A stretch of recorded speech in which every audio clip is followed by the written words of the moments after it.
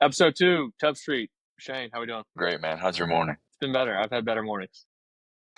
It's been rough, but obviously let's lead with the breaking news here. A good friend of ours and someone who we've really enjoyed having around the RSP, Doug Nikhazy, got the call to the show this morning. So that kind of Huge day. makes everything perfect today. So even though I've had a little bit of a few setbacks this morning personally, getting that news from him, like he's called me twice in the past, or yeah, 2 or 3 times in the past 2 years when he's been in during the season, and one was a promotion to AAA. And so when he called me this morning at 8 a.m., I was pretty pumped. And a funny story, he picked up, was like, Doug, how we doing? And he's like, I'm could be better type thing. And so I got some pretty exciting news to share, and I started getting like choked up. And so when he was like told me about it, I tried to respond. I was like, you like just couldn't get anything out. And so he was like, "What would you say?" And I was like, "I'm sorry, I can't talk right now. Like I can't physically say anything. It felt like someone punched me in the throat." So I'm like trying to hold it together on the other end and like want to celebrate with him, but like physically cannot respond.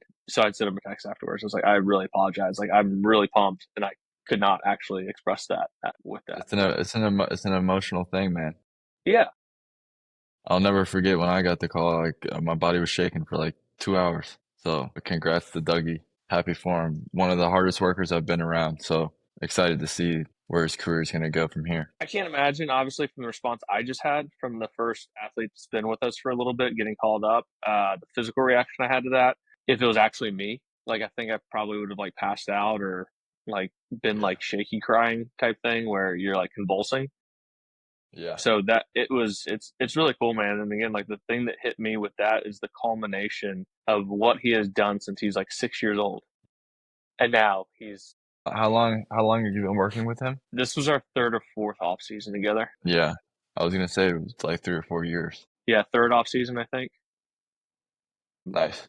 Yeah, and just he's had a lot of personal transformation off the field that's been cool to see and really amazing to watch him grow. But yeah, it's obviously a very exciting day. After he makes his debut, we'll have to get him on Tubb Street. Talk about it a little bit. Yeah, he'll be worthy at that point to join us.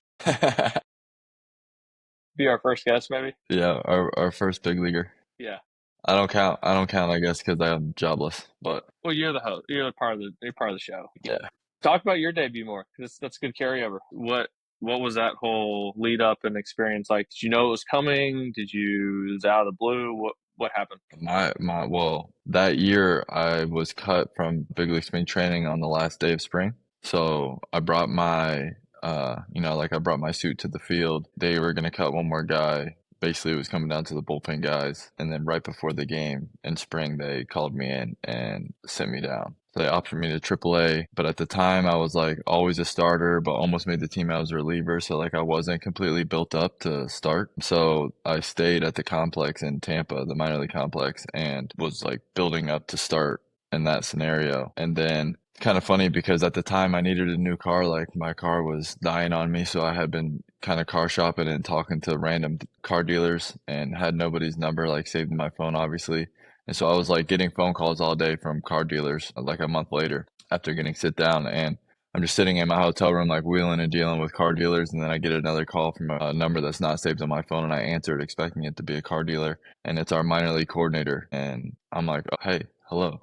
Like Yeah, a little startled to, yeah, to off, just thrown to off. start. You're ready to Yeah. cut some deals. I'm like, yeah, You're I'm haggling. wheeling and dealing like all day, exactly. And then I get a call from the minor league coordinator, and I'm like, essentially, I'm like, oh shit, like perked up a little bit, and he's like, hey, you're going to New York tomorrow, and I'm like New York, New York. He's like, yeah, and immediately I like stand up off the couch I'm sitting on, and my whole body's like shaking, like I'm like. I can't even really explain the shaking I was having, but like shaking. You don't have control over your And body, like out of excitement and nerves, probably. yeah, like I didn't like get emotional crying, but like my adrenaline, it was like the largest adrenaline rush of all time. And so I got off the phone with him, immediately called my parents, got them on the phone, told them what was going on, and then started calling all my closest friends and flew to New York the next day. And then I was there for 9 days in New York for a homestand, and I didn't pitch, and then I got optioned. So it was like a whirlwind of emotions, and then I didn't even get a chance to play. So then that was like a whole nother situation. You know, my whole family was there, closest family, friends, like everybody's there, every game, like super excited, and then This is sent it. This is down. And like, day four. I'm sure they're like, oh, it's got to be today. yeah, like he's got to throw today. He's got to throw He today. needs Now to he's like got to throw actually today. But throw. Like, yeah, it's like time to get some work in. yeah, and every game was just a close game, and most of the time when you're making your debut like that out of the pen, it's going to be like a blowout, whether you're winning or losing, you know.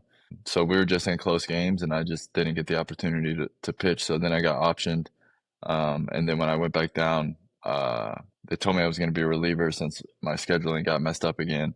And then my first two outings in AAA as a reliever were terrible. Like couldn't even make it out of the inning. Called me back into the office. Hey, you're going to be a starter. We'll build you up here. 3 or 4 weeks later, I got the call that I was going to Boston. That time I was like not near as like shaky. Like I was more prepared for it kind of deal. Like so it kind of was a blessing that I got that part over with, and now going into like I'm about to make my debut, like my nerves weren't as bad. So now I'm in Boston in Fenway as a Yankee. We're up like 8 in the second inning, and everybody in the bullpen's like, "Greeny, today's the day," like hyping me up. Well, what it was really doing was making me more nervous. You Right, know, like right.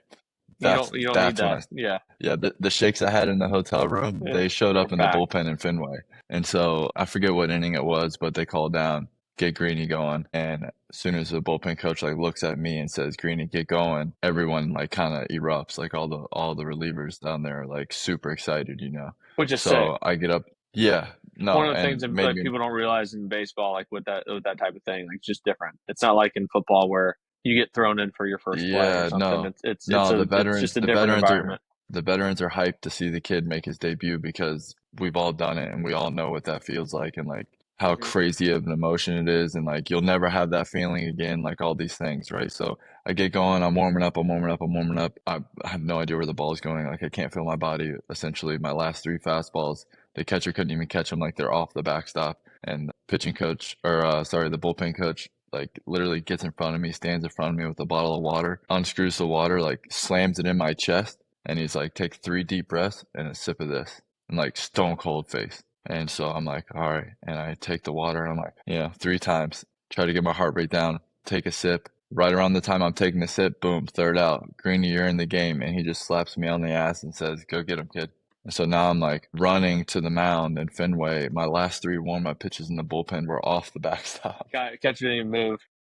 Yeah, and I can't feel my legs. Like that run is a feeling that, you know, I'll never be able to feel again probably. So I go out there, I I wonder what pitch. the equivalent of it would be like with like a drug. You know what I mean? Like it has to be Yeah, I better mean or different than anything that you could manufacture, like chemically. yeah, like it's euphoria. It's like your body's kind of tingling. At least mine was. I can feel it and I know where I am, but I can't feel it and I don't know where I am kind of thing, you know? And I ended up first warm-up pitch like domed up, like nervous. Like you just throw a strike here in warm-ups. I threw a strike in the first warm-up pitch. I'm like, all right, Shane, I got this. You We're know, back. we're back. First hitter, walk. I'm like, shit. What was Second it? Was it like hitter, 4 balls or what? no, I think it was like a 3-1 count though, so it like wasn't very Not competitive. like competitive. Yeah. No, it wasn't very competitive. And then the next guy, I think it was the second pitch of the AB. Pretty sure it was Pedroia, ground ball to Jeter, and it kind of like I don't want to like hit on Jeter's situation in this Throw moment, Jeter but under the bus. yeah, I don't. But it was a ground ball to Jeets, and something happened. I'm sure it wasn't his fault. The ball went into left field, and now I got first and third, It was a double nobody play out. ball. It could have been. I mean, it's Derek Jeter. Chances are it was if he catches it, you know. And again, I haven't even really watched the video, so like maybe it was a harder play than I remember, you Yeah. know. But You just think ground ball shortstop. Okay, we got some outs and we're moving yeah, forward. and Yeah. the very blurry vision of the moment that I have, like felt like I could he like felt like it was a good ground ball. Next guy, Shane Victorino. First pitch slider, catcher called slider. I threw a slider, looked like a cross up. Something happened. He just kind of whiffed it. Called strike. Ball went to the backstop. Run scores. And now I'm walking back to the mound like, what just happened? Like, what's going on here? Kind of get my thoughts together. End up punching out Victorino and then walk the next two guys. And then they came and got me. So Great wasn't first exactly how I 10 drew it days in the up. bigs, right? Yeah, wasn't exactly how I drew it up. The next thing I remember is sitting on the bench, like looking down at the ground, like kind of trying to figure out what just happened. And I see some shoes like walk up to me, and I look up, it's the pitching coach. And he's like, Who I was the know that pitching was your coach at this first time? time, Larry Rothschild. And he's like, I know that was your first time, but that can't happen. And in my head, I'm like, I don't even know what happened yet. Like I'm gonna have to go watch the I tape. I know it have no wasn't idea what good, just and happened. I know that I'm not Yeah, going to make a it career was out of doing quick. that. Yeah, it was quick, so I know it wasn't good. But I don't really know what happened, so I'll have to get back to you, kind of deal. So the debut wasn't exactly how I drew it up, but it was definitely a feeling that you'll never forget. And I hope that Dougie's goes much smoother than mine. Sure, sure. What was your second appearance? What happened to your second appearance? I got optioned after that, like 2 days after that, and Shocker. then yeah, Didn't want to see more of that. and then I went back to AAA, kept building up to be a starter, and then I don't remember how many starts I made down there, but I made quite a few starts. And then like a month or two, probably like a month and a half ish later, they traded Vidal Nuno, who was the fifth starter in New York. They traded him to the Padres, I think, and then they called me up to make his start in Cleveland, actually. So my second appearance ever was a start in Cleveland,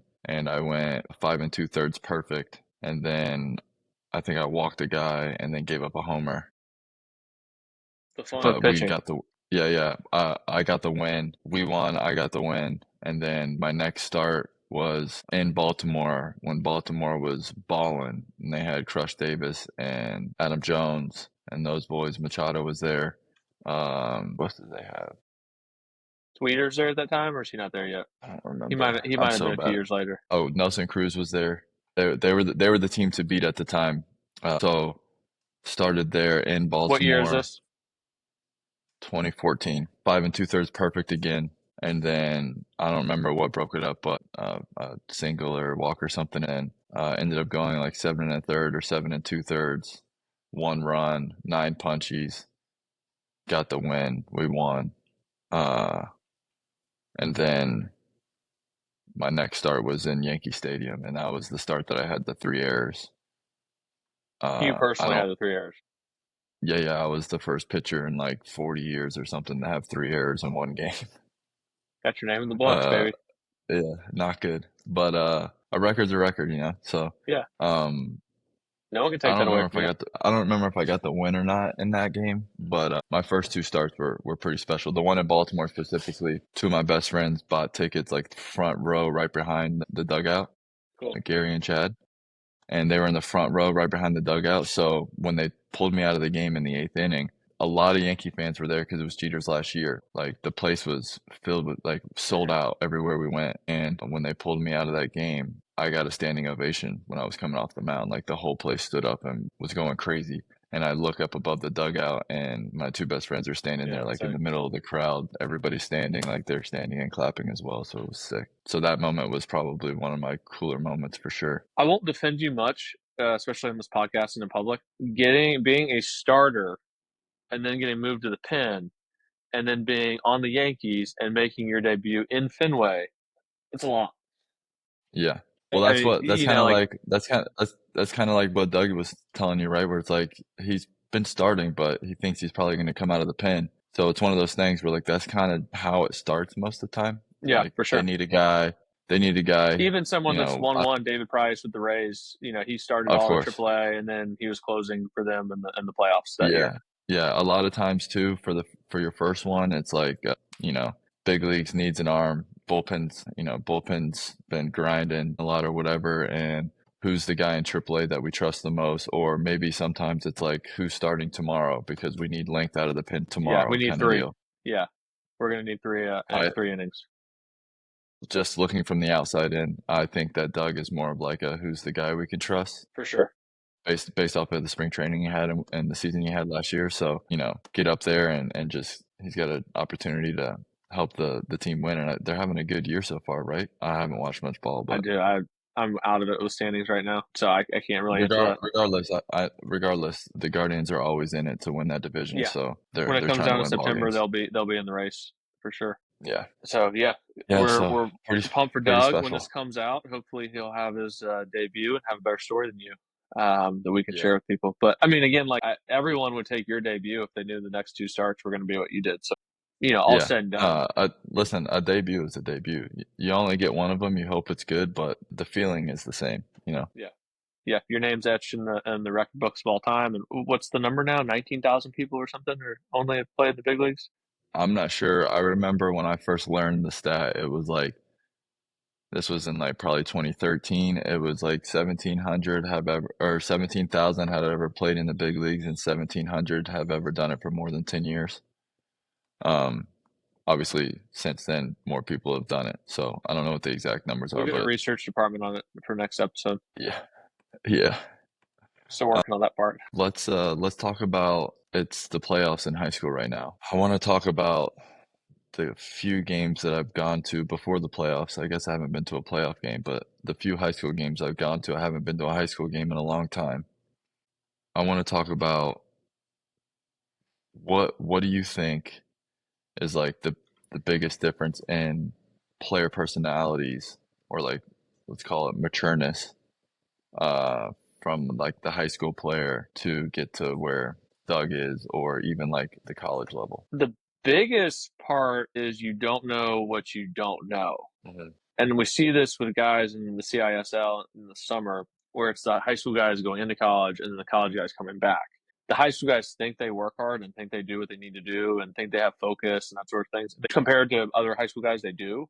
But then when you match up to a college guy that's been around it for a year, they're like, oh, this is, yeah, I get it. Like all that stuff So you're it's telling me almost for the like, past year is actually like, yeah, I understand it now. Like you weren't just being RO made to be RO yeah, so their eyes are opened a little bit. That's like, made. you might have worked hard for the team you were on, but there's a million of those guys doing the same thing, and at some point, you're all kind of at the same level, And then or obviously the more skilled guys, right? It's more eye opening, right. I would think, because they're out talenting guys. Yeah. If you think about a Well, good I pitcher, a guy that's like a high D2, low D1 commit, he's facing 3 to 4 tough hitters in the lineup. right. He just throws strikes, he's going to dominate essentially, Mm-hmm. which is brings me to my next point. The thing that I see in high school baseball compared to any of the other levels, and again, the players are younger, right? So it's kind of a part of the experience, but the body language, man, the body language that I see on this high school baseball field is it's crazy. And it's like, is nobody talking about it? Is nobody teaching it? Nobody cares yet? Is it just a part of that age? Like, I don't remember, like, I can't watch me playing high school baseball, so I don't Mm-hmm. remember what I was doing. Maybe I was doing the same thing. I have no idea. But the body language is like brutal, you know? I wonder And if it's it's like, come from the like show your emotion, pimp home runs, celebrate strikeouts, kind of yeah, the like viral just show social your media clips. emotion. And so that's turned into no emotion being tempered whatsoever. And there's Right, no differentiating between like, I got a big strikeout, I'm Shane Green, I'm gonna slap my chest, I'm gonna, right. give a flex and a scream. Yeah, great, makes sense. But also like if the guy makes an error, you're like, Yeah. or the umpire doesn't give you a Yeah, call, that's the it's one. yeah. It's like, yeah, the umpire didn't give you that call, but you just threw three balls before that to the backstop. Mhm. So, like, I mean, what are we I doing? don't think I don't think high school kids are able to contextualize information like that yet, especially Yeah. in like a fast setting like a game. You think They're the not. game's just too fast for him still? No, it's just the understanding of like, oh, if I would have been like missing by that much in the last two, then I would have gotten that call. They're just Yeah. like Or that pitch or if was a I strike. don't or if I don't show this body language, maybe I'll get the next one. Hmm. Yeah. Because as a player, you got to let the coaches, for the most part. I mean, if you watch the big leagues, like sometimes players lose it on the umpires, right? But for the most part, the job to complain about the umpires or whatever's going on is for the coaches. Hmm. You just play the game, and you're not always going to get the call that you want or that you think is right. You just let the coaches handle it. Like, let them do the barking, so that one, you can stay focused on the task at hand, but two, like, in the moment, the umpire probably knows that he missed that call, so he'll Or I give mean, at the high like a school cent. level, they don't. You know what I mean? When you're talking about a college or a big league umpire, then yeah, they understand when they missed or not. High school, they probably don't understand that they missed it. Yeah, There's a number of reasons they do it, from needing to pay a bill to power trip that they have from doing yeah, it, and they might just not be good enough. But again, you should realize that going into it. But I don't think high school kids. And I'm not dissing them. It's just the level of where their brain development is. I wasn't able to do it at that age. I'm not like, oh, this guy has a 9 to 5. He comes out here because he has to pay a bill to help his kid play basketball or something, and he's not thrilled to be out here. And so if he gets Yeah. misses one of He's the not spots like to play, dialed like in. he's not going to care that much. I had no idea about that stuff, and I think that also plays into the point that we're talking about. It always seems worse looking back, like looking at kids that are younger. Like we would probably, as a whole, we're both 36. We would both look down and be like, I didn't act like that 20 years ago, Right. or I didn't act anywhere close to that 30 years ago. When the reality is, we're probably pretty close. So Yeah, there's for sure. definitely the viral aspect of like, let's be emotional in the baseball field now. It's gone away from when I was growing up, and I'm sure the same for you. All the coaches like, be Tom Glavine. Whether you just struck out your 300th guy of the season or you just gave up 2 grand slams in 2 innings, your face should be stone cold, no emotion, whatever else. And that's more who I was as a player. Like that's what I liked. That kept me in a good spot. So I think that did help me personally. It's not for everybody, but that I think was preached a lot more than it is today. And then again, what we've always talked about is guys don't watch the big leagues. They don't watch MLB baseball Yeah. anymore. They don't even know who the players are. Yeah. So when you're talking about make sure you do something like this, like if it's not Trevor Bauer, like, oh, Trevor Bauer, the YouTube guy, Right. it's like, what about Max Scherzer? I don't even know. Yeah, it's like I don't really know about him. It's like It's you like guys have been like one of the best 5 pitchers in the last 15 years. Like, what do you mean you don't know about what Max Scherzer, how he follows through? yeah. I was talking about K-Rod one day with one of the kids, and they had no idea what I was talking about. I'm like, well, you should, because his first name started with an F, and they call him K-Rod. So another thing I wanted to talk about regarding high school game is I noticed that the player will look into the stands a lot. And the stands are obviously just like the parents. There's not like a Mhm. lot of fans there, you know. So my question is, I guess, do you think that they're looking for like reassurance, or like, you know, if the player strikes out looking, he obviously doesn't think it was a strike. He's looking to see like, oh, did my dad think it was a strike, kind of deal? And do we think that that's good for the We know player? the answer to that. We'll start there. No. I just feel like, you know, again, I don't know, is nobody talking about it? If I'm a coach, I gotta talk about it, because it's like, you know, let the parents or the fans be parents and fans for now. Talk to them about it later. Game's out here, kind of deal, you know. Now if you hit a homer and you want to look at him and Yeah. while you're crossing the Mike plate, Cross going to play. Yeah. great, you know. But if you know, trying to stretch out a double and you get thrown out and you think you're safe, like, don't be looking for your dad in the stands while you're running back to the dugout. That's interesting. I've never really paid attention to that. So it's probably all of the above, right? Like some guys are looking Yeah. And to for. me, that's kind of like a part of the body language thing. Mhm. You know, like, Yeah, you I got would thrown say out, bro. they look into the dugout too much. That's what with the game we were Yes. at recently. That was what I noticed. It seemed like guys were looking into the dugout. It's like, why? What's going on right here that you're looking into the dugout so much? Yeah.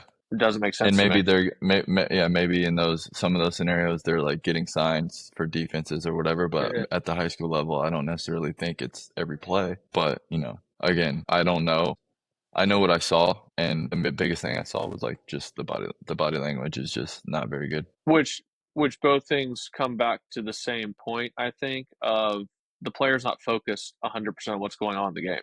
Because whether they're looking in the dugout and see what how the coach responds, the stands for reassurance, or see if dad's pissed at him, or showing body language because of the missed call, they're not like, all right, next pitch. They're like they're thinking or fuming about what is in the past and what can't be changed. Right. Which again, I think that probably has changed a good bit with the overall mentality of high school athletes now, where there's such like an instant gratification and like a look at me, and just kind of social media effect with a lot of things that we didn't have. Thank goodness we didn't have. I think you and I are both very, very happy that we got through high school and college without everything being posted that everyone did. That was a huge blessing, and we could Hmm. be idiots and it didn't matter. The atmosphere of the game being online is something that I guess I can't relate to at that age, you know. Hold on, my headphones just died, I think. Yeah, they just cut you out. We can just continue going with no headphones, and we'll wrap it up, and then hopefully the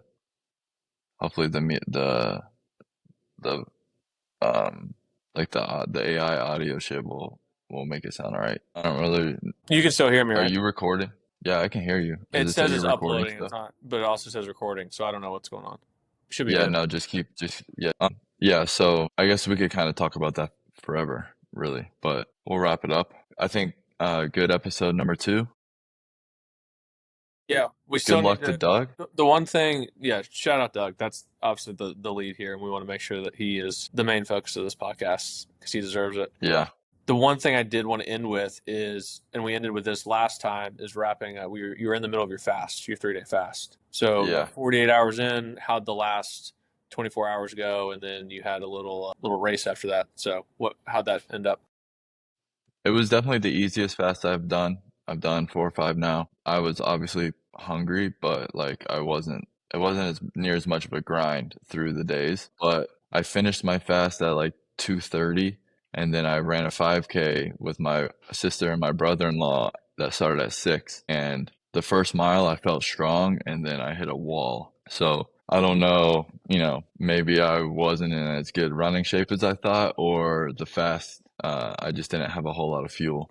I think it was more the latter. The 5K was fun. Anybody that's never like signed up for a 5K, if you're a runner or even if you're not a runner, the environment was, um, it was awesome. It was like I was honestly I was like kind of nervous going into it, which is for me like anytime I can feel like that because I'm not feeling it on the field right now, I love it. So like that race environment, even though like I wasn't racing really, it was. But you're surrounded by people, and the competitive in my competitiveness. I wasn't happy when I hit that wall and people were passing me. Let's put it that way. So I gave it everything I had in that moment, and I probably wouldn't have if I wasn't surrounded by other people doing the same thing. So it is If a you had to go motivating thing. run a 5K by yourself, your times would have been significantly different. What did you end up with? You said your first one was like in the sevens, and you're like 8:15 the last two. Yeah, it was like 7:15, 7:24, and then 8 something. The last one was slow. I Yeah, was I mean right in. that's 8 minutes, still good. It's not Yeah, it wasn't bad. bad. If you're It breaking wasn't if you're bad. breaking 21, obviously you're booking it. So Yeah. Yeah, I think I was right around the 24-minute mark was my total, or just under. I don't remember, but it was good. I was like 82nd out of 1,700 people or something. Which is, so don't fast. Don't do a 3-day fast before a race. I wouldn't recommend Not it, recommended. but That's I what we wouldn't learned recommend it, in but in the on the physiology side of things this week. Don't fast before a race. Got it. yeah. Well, sweet man. Um, all right, enjoyed it. Tubb Street episode 2. Yeah, yeah. It'll be excited to see how this turns out, and excited to keep going with it. All right, brother. Talk Later. soon.